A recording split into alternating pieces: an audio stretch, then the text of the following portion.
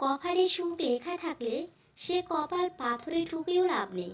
এতে কপাল যথেষ্টই ফোলে, কিন্তু ভাগ্য একটুও ফুলে না। কিছু মানুষ দুসময়ে আপনার সাথে সাক্ষাৎ করবে। যখন আপনার সাফল্য আসবে, ওরা আপনাকে শুভেচ্ছা জানাতে আসবে। আর যখন আপনি পুরোপুরি ব্যর্থ হয়ে যাবেন, তখন আসবে আপনাকে দু চারটা কথা শোনাতে। কাউকে জবাব দেওয়ার আগে 1 মিনিট সময় নিন। দেখবেন হয় জবাবটা বদলে গেছে, অথবা আর জবাব দিতে ইচ্ছে করবে না। আমরা প্রতিটি কথার পিঠে কথাই জিততে চাই। এটা ভুল চিন্তা। জবাব দেওয়ার চেয়ে জবাব না দেওয়াটাই অনেক বেশি শক্তিশালী। খাওয়ার পরে স্বামী স্ত্রী ভুলেও এই কাজটি করবেন না। কখনো খাবার নিয়ে খারাপ মন্তব্য করবেন না। একে অপরকে প্রশংসা করুন, এতে মহব্বত বাড়ে। প্রমাণে প্রেম হয় না, প্রেম হয় সম্মানে। জীবনের যে সময়টুকু বাকি আছে, সেটুকু ত্রুটি মুক্ত রাখুন। আপনার অতীতে যা হয়ে গেছে তা আল্লাহ ক্ষমা করে দেবেন। দক্ষতা তৈরি হয় অভিজ্ঞতা থেকে, আর অভিজ্ঞতা আসে ব্যর্থতা থেকে। তাই ব্যর্থতা খারাপ কিছু নয়, এটা সাফল্যের প্রথম ধাপ। যদি আপনার ভরসা উপরওয়ালার উপরে থাকে, তবে আপনার ভাগ্যে যা আছে আপনি তাই পাবেন। কিন্তু বিশ্বাস যদি থাকে নিজের উপরে, তাহলে উপরওয়ালা আপনার ভাগ্যে সেটাই লিখবে যেটা আপনি চাইবেন। ওই মানুষটার গুরুত্ব কখনো কম হতে দেবেন না, যে আজকের দিনে এসেও আপনাকে সময় দেয়। মানুষ দুটি সময়ে সম্পূর্ণ বদলে যায়। হয় কোনো স্পেশাল কেউ তার জীবনে চলে এসেছে, আর না হয় অনেক স্পেশাল কেউ তার জীবন থেকে চলে গেছে। লবণের মতো লবণাক্ত জ্ঞান দেওয়া মানুষগুলোই হচ্ছে আপনার আসল বন্ধু। কারণ যারা মিষ্টি কথা বলে তারাই ধোঁকা দেয়।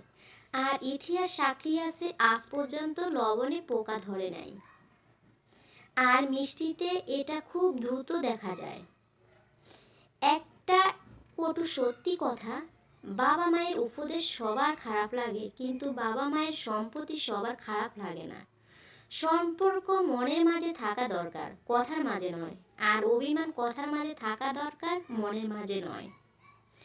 একদিন না একদিন আমিও আমার লক্ষ্যে পৌঁছে যাব। কারণ আঘাত কোনো বিষ নয়, যা ফেলে আমি মরে যাব।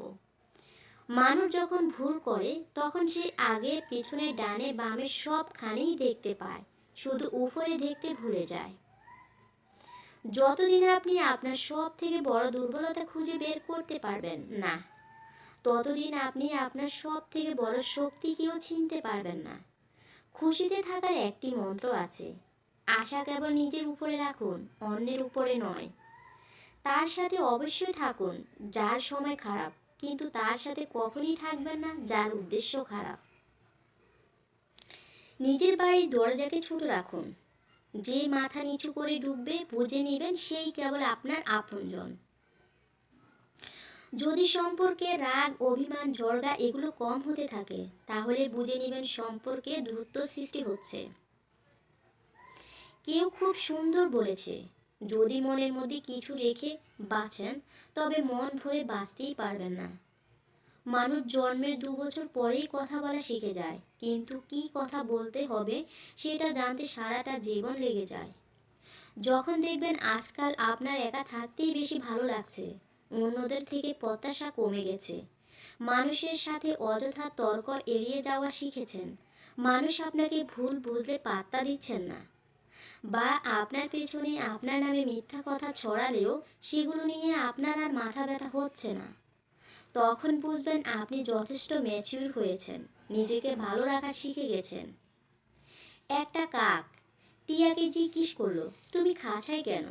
টিয়া দুঃখ ভরা মন নিয়ে বলল, আমি কথা বলতে পারি তাই। কিছু মানুষের স্বভাব কোনো দিন পাল্টাবে না, তাদের যতই ভালোবাসা দেন তারা স্বার্থপরই থাকবে। স্মৃতি সে সুখের হোক বা বেদনার হোক, সব সময় দুঃখের কারণ হয়। ভাগ্যকে রবের কাছে দোয়া করে পরিবর্তন করতে হয়। রবের কাছে চাওয়া ব্যতীত কোনো কিছুই ভাগ্যকে পরিবর্তন করতে পারে না। যখন ছিল তার প্রয়োজন, তখন আমিও ছিলাম তার প্রিয়জন। মন কখনো ভাঙে না, যেটা ভাঙে সেটা হলো বিশ্বাস। দুনিয়ার জীবনটা রবের ইচ্ছায় কাটিয়ে দিন, পরকালে জীবনটা রব আপনার ইচ্ছা সাজিয়ে দেবেন। মানুষ যতই দামি পোশাক পরুক, যতই সে মেকআপ করুক, তার আসল সৌন্দর্য লুকিয়ে আছে চরিত্রে, ব্যবহারে ও তার কর্মে। কোম্পানির চাকরির কিছু বৈশিষ্ট্য কাজের শুরু আছে, শেষ নাই, ভাব আছে লাভ নাই, দাম আছে নাম নাই। বেতন আছে বরকত নাই, বউ আছে সংসার নাই, সন্তান আছে যত্ন নাই, টার্গেট আছে অসিদ নাই। ঈদ ছাড়া ছুটি নাই, আত্মীয় আছে যোগাযোগ নাই, পরিশ্রম আছে বিশ্রাম নাই। মন্দের সাথে যার উঠা বসা সে কখনোই ভালো মুখ দেখবেন না। মধ্যবিত্তদের সমস্যা হলো নিজের দিকে তাকালে পরিবার শেষ, আর পরিবারের দিকে তাকালে নিজে শেষ।